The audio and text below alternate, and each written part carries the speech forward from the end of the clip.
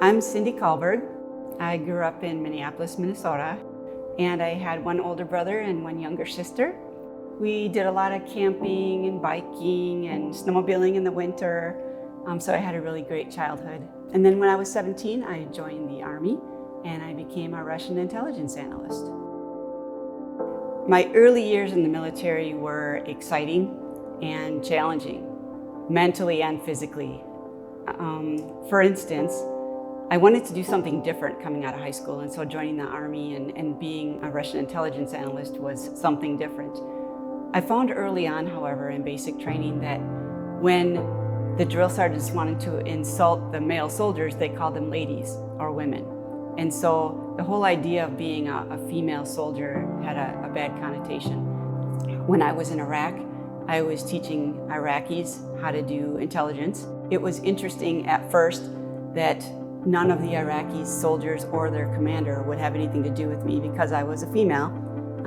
But after you come back every single day and you sit down and you have chai with them and you tell them that you're not leaving, this is who they get to train.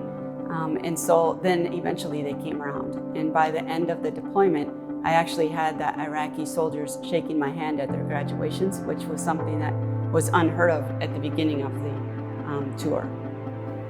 In 2010, I retired from the military after serving in Iraq and decided it was a great time to go get my master's degree. When I started my master's degree, I was not at Bethel. I was at another school. And throughout my military career, I had taken a lot of leadership courses and training courses in leadership. And this was another attempt to kind of put a cap on leadership training, but I was missing something. And so I changed to Bethel because I could get leadership training and experience from the biblical perspective. And that's something that was really important to me, having done a lot of leadership, but I never really looked at it from the biblical perspective, as far as what I could really contribute in leadership, servant leadership. I was well into my master's degree in 2011 when I was asked to come back and be the senior enlisted advisor for the Minnesota National Guard. I was shocked, for one, because I was retired already, and also that had never been a female in that position. And so I really kind of thought it was not available for women. All of those nerves come in and say, can I really do this? You know, all the doubts. Is this something that I can really do? And then God really spoke to me and said, it's not about you. You know, it's about what I can do through you. And that was really defining for me. And so I knew it may be 10 years or more before there was another female positioned to be able to do this. And that door really needed to be opened.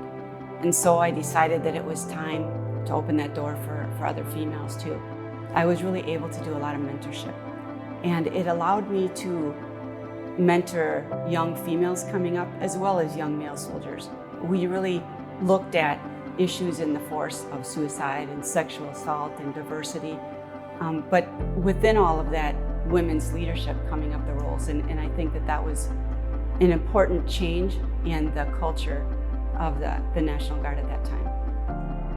Right now, I am a government contractor, and I'm on a team of 6 people who fly from various parts of the country to Army units. And my role in that is to teach people how to do intelligence within military decision-making. And so I really do get to mentor young soldiers coming up the ranks.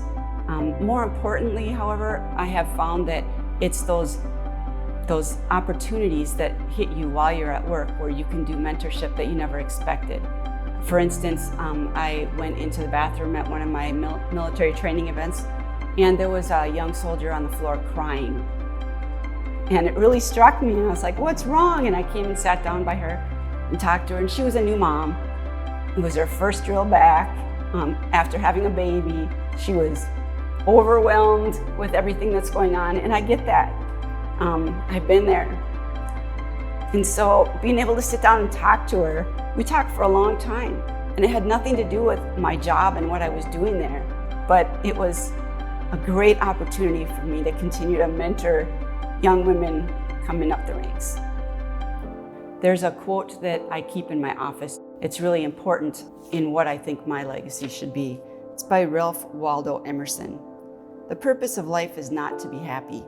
It's to be useful. to be honorable, to be compassionate, to have it make some difference that you have lived and lived well. And I think that's really where I want my legacy to look at. I ask myself all the time, what are you doing when you're making the most difference? And then I want to do more of that.